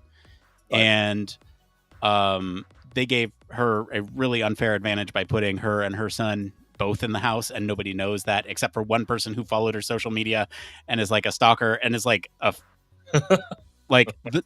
it's an amazing dynamic because this person is like really crazy, over games, always is gaming, and just the way that this Survivor person operates is she matches energy of other people. And so because this person who has like this crazy energy and is always gaming, she's matching that energy and is making some really bad game moves, but is completely insulated because of her ability to maintain social relationships. And cool. Like, just I want to watch the steamroll stop, and there's some really interesting things. So tonight, actually, after the live eviction, there's going to be the pressure cooker, which is a competition that they haven't had since the 6th season, and we're now in the 25th season, where they basically put everybody in a box, and the way that you win head of household is you just put your finger on a button, and the last person to remove their finger from the button gets the head of household. And it's the longest game that's been ever played. It's like 14 hours was the longest they've gone. And there's some really interesting house dynamics right now that is going to force everybody to want to keep their thumb on that button for as long as they can. It's really good. It's just really good. And you can watch it all and just so good. So good. Hey, I have another topic that I'd love to bring up though, because I need help. Can I ask for help? You can always ask. Okay. I don't know where this came from. Right. No, seriously, I have no idea where this came from, what device it came with. I have on my desk a little bag with a little device in it. Okay, now I'm going to show this up close, but let me describe what it is. So it looks like you put a USB-C into one end. Mm-hmm. And on the other side is a USB-C. So on one side, USB-C female, and one side, USB-C male. And on it is written 40 gigabytes per second. Okay, I don't know if you can see that. It's written 40 gigabytes per second. Yeah. I'm not focusing in on it. But it's just female on one side, male on the other. I don't know what the purpose of this is. What the heck is this for? An adapter from USB-C to USB-C. That's Yes. awful. Why would you need an adapter to go from the same? Why do you need this? What is this for?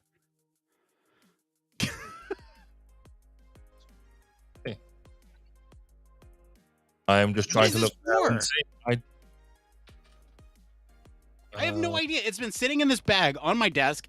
I'm afraid to get rid of it because I don't want to, like, you know, if it's needed for. Hold on. What's that? It looks like it is. Is this? I think it's a USB-C to Thunderbolt adapter. Let me just. So.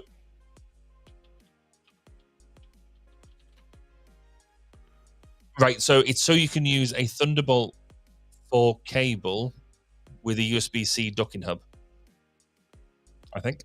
Oh.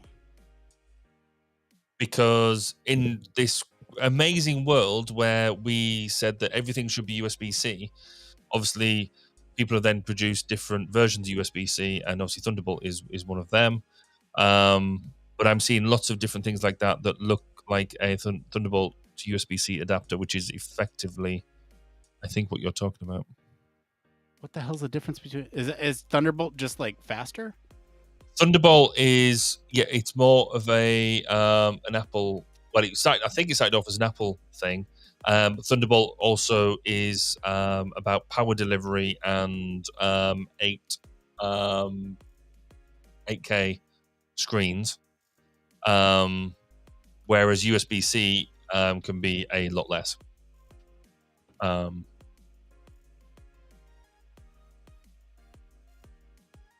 So you put it's USB-C on the male side, and the Thunderbolt goes into the other side. I think so. Does it have a lightning bolt on what looks like a lightning bolt on one end? No lightning bolt, just 40 gigabytes per second. No lightning bolt on it. No lightning bolt. So that's why I'm confused. Like, yeah, no, I think then it is because actually these ones don't have it. Technically, USB-C is fully USB. So I think the Thunderbolt 4 goes into the female and then the male piece would go into your USB-C port on whatever you're bringing it into. So that means that does that go to the display? Or why wouldn't you just put the Thunderbolt in there? That's what I don't get. Is like why would Thunderbolt be bad to put into a USB-C thing? Would it fry something? Because Apple, I think. Now let me just. So works perfectly for Chromebooks.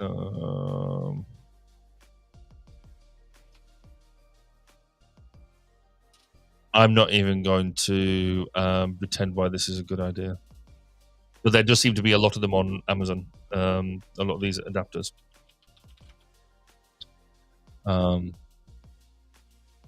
Because I think because I wanted because proper decent size power supply USB-C cables are really expensive, and effectively need to be Thunderbolt as far as I'm aware. I don't know what the full difference is. You have reached the maximum of my understanding and knowledge at this point. What's the point of a USB-C to USB-C adapter?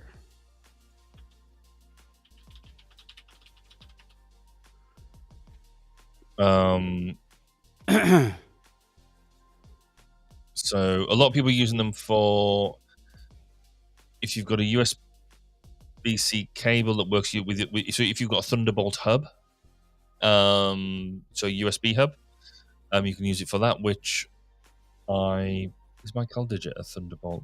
Don't think it is. My CalDigit is a USB-C, but you can get a Thunderbolt version.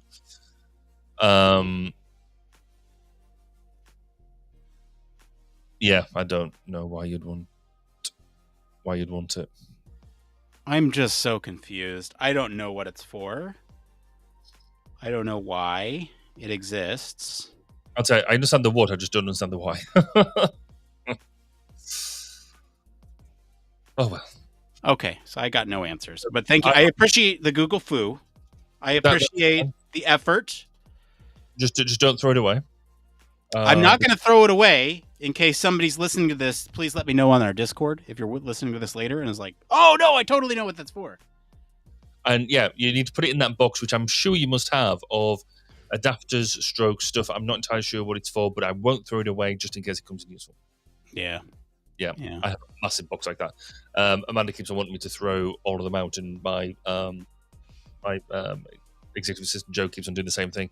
They want to label them and throw them all out. And I'm like, but no, because I don't know if it might be useful.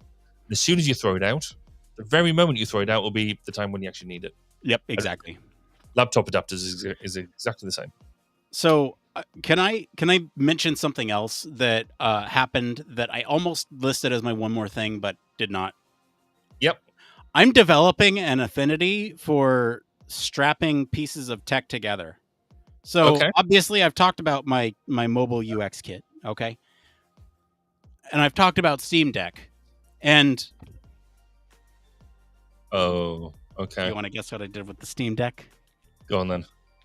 So there's a little like built-in dock that you can strap right on the back of it. It comes with like a little kickstand, so you can kick it up. It plugs right into the USB-C. You can plug it into USB, and it fits all. It's great. So that sticks on it. And now the problem is that sometimes when I'm gaming, my deck runs out of battery. Mm-hmm. And so I bought oh geez, did I get rid of the box? I must have got rid of the box. I bought a well, not this one, but I bought, one of these battery packs, right? And I was like, oh well, this will charge it while I'm playing. And but I don't want it to be like, holding the Steam Deck and having this thing like dangling off. So I bought a magnet kit and slapped it on the back of the dock. And then I put the metal strip on one of these. And so this is like hanging off the back of the Steam Deck, and it plugs in and it charges it while I'm playing. It's really heavy, but it works. Cool. And I'm just developing an affinity for like strapping things onto other things, like, as evidence with this. I've been half inspired by your development of custom trial kit, because when I was out running trials the other week, we're in the middle of a field and doing stuff, and I realized what I'm missing in my life is a trials van, which is a van that is almost like a welfare van. It's like half a camper van, I guess, where you've got some seating in there. You get a kettle so you can make a hot drink and all that sort of stuff. but also with space in the back for putting all of your trials kit, so your high vis kit, any of your like the tablets and the ability to charge your tablets, your laptops for any measurements you need to make, your cameras and all that sort of stuff, and the ability to maintain it, all in a branded van that you can rock up to wherever it is that you're doing some sort of physical trial and just look the part. So I'm looking for a particular van. I'm also looking for a job that will pay for the van. That's a different that's a different issue. But I hope by this time next year I'm going to have my own trials van and I'm going to love it. I love it. So because we've also potentially looking at another sort of ergonomic spin-off. It's not a different part of the company that's going to do some different things where this is going to be a part of it as well. But the other thing I was going to mention on my one more thing, and didn't because I was taking liberties, was I had the pleasure of doing a keynote speech last week. So I got invited along to do a keynote to an engineering conference, massive international engineering conference. It was brilliant, which included the former Deputy Prime Minister of North Macedonia. I mean, that's a title. And he's also basically a professor who's a really knowledgeable in innovation and things like that. Really interesting bloke to listen to. But I got asked, so you've got all these engineering people talking about everything from quantum computing through to other innovations and stuff. And I got asked to do my piece. And it's possibly one of the hardest presentations I put together in a long time, because you sit there and say, well, I could just no matter, because without being cynical, when you're keynoting, you could talk for 40 minutes and people will or will not take notice of you. It matters not. You said something, you get some photos, they've listened to you, you get thanked and all that sort of jazz. But actually, if you want to make a difference and actually use it for good, or to make to impact what people are doing, they're quite a hard thing to put together, because you don't, especially with this, because you don't know exactly your audience as such, because it was hybrid. You had people from around the world listening to it. But actually, when I put it together, I'd spent the weekend putting it together and trying it. The kids got really bored of listening to me talking about practicing, and I always happy to walk around the garden practicing what I'm going to say and then being able to rehash it and stuff. And but actually, by the end of it, it was possibly one of the most enjoyable presentations I've done in quite a long time, because I'd actually felt that it was something new, something different, and I got really good response at the end of it. So yeah, is that available somewhere? I'd love to watch that. I don't think they recorded it as such. I think they recorded bits of it, and I think I saw a video with some bits of it out today, but I don't think it got a full on recording. It might have done, because it was done through Teams and stuff. So I don't know. That's a question I could possibly. I will ask them. I would love to get access to that. Like, what was the topic? I talked about the need for communication in or the art of putting the human first and communicating engineering and human factors. I love it. Considering as human factors people, we meant to make things really simplistic and really easy use, most user friendly. I had the longest title I've ever put together for a presentation, because they'd asked me to talk, and I said yes, of course, no problem. And they said, what's your title going to be? And I was like, took the name of the conference and put human factors at the front of it, and then worked out what I was going to say afterwards. Yeah, so I'd love to watch that. If you can get a recording of that, that'd be super cool. Yeah, I will try my best. Okay. Because actually, it's something I quite like to cut up myself. Yeah, you should always make it a best practice to like get into Restream and just record yourself while you're doing those things too. Yeah, I do. So I mean, it's interesting, isn't it? Because actually, the other day I was driving along in the car, and suddenly, so I was listening to one podcast. It ended, and then this other one came on that was talking about the use of AI in hospitals. Like, oh, that's interesting. I've done that. Didn't tweak for a good couple of minutes. I was listening to myself, which was just bizarre. It was one I did with Kate, and I was like, oh, that's really interesting. And I was like, oh, I'm educating myself. I need to shut up now. Change. But yes, it is really interesting to listen back to yourself. I don't do it very often, but I do think it is something that you should do. Well, even like the documentation aspect of it and being able to chop it up and put out stuff. Yeah, it's yes, you're right. It's something I've never really considered deliberately doing. This is what I'm saying or was saying earlier with the resources available.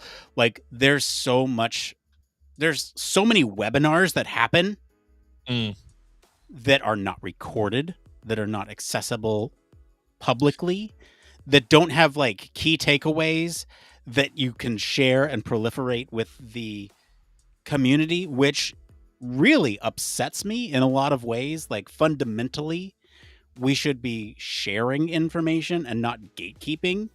Yes. I understand why it's done. I do. That was one of the reasons why I started this, is to share information. Well, we've been doing it. We're part of a local engineering group, and we do webinars, and they do record them on Zoom and Teams and stuff. But because the technology, because the presenter doesn't necessarily know it's been recorded, and you don't have, I just think I get frustrated. I don't think hybrid presentations are good. I think they're neither one nor the other. But that's a horse I get on quite often. But I've sort of said, look, if you've got all these recordings, I'll take them, I'll splice them, and we'll cut them up into social media bits so we can share more of what we're doing. And so I've now got access to a few of them, and they're just not good enough. They're just not. They're neither one nor the other. That either you're not seeing the slides right, or the audio isn't necessarily brilliant, and there's just because normally you could turn around and say, well, actually, I'll take the slides and the audio, and that'll do. But because the way it's done, it just doesn't work very well. So I'm going to try and I want to create some more guidance on how we do that sort of stuff. So then you've got tangible assets you can use. Yeah, audio you can fix. Yes, I think the visual aspect of it. Yeah, that's something else. That like, is there a compelling message though? And that's something that like there's always that aha moment when you're listening to something or watching something, and you're like, dang, got it. Yeah, gonna take that back. And those are the moments that like should be captured in these webinars. And they're not. They're just seen as you delivered a webinar. Well done. Yeah, like, and just such a non-event in many cases. And also like this whole like there needs to be a larger. God, I struggle with this too. It's like there needs to be a larger effort for us to tell stories, because I think